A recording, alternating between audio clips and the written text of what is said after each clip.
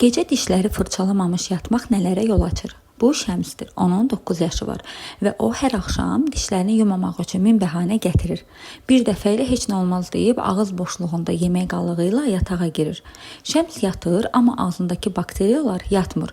Onlar sakitcə dişlərin üzərində işləyib karies yaratmağa başlayır. Bir gün Şəms məktəbdə uşaqlarla söhbət edərkən üzünü çevirir, gülərkən ağzını tutur. Dişləri yumamış uşağı yatmağa qoymaq təkcə uşaqlıqda öyrədilməmiş vərdiş deyil, hər gecə dişləri verilən kiçik zərərdir. Diş fırçalamamaq zamanla belə nəticələrə gətirib çıxarır.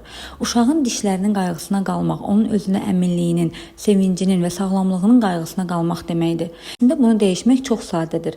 Biomedin bu fırçaları uşaqların ağız boşluğuna qulluğu üçün xüsusi hazırlanıb. Həssas diş ətinə və minaya zərif şəkildə qayğı göstərir. Gümüş ionları bakteriyaların inkişafını 99%-ə qədər azaltmağa kömək edir və bu kiçik addım böyük fərq yaradır. Bu videonu elə bu axşam öz övladına göstər.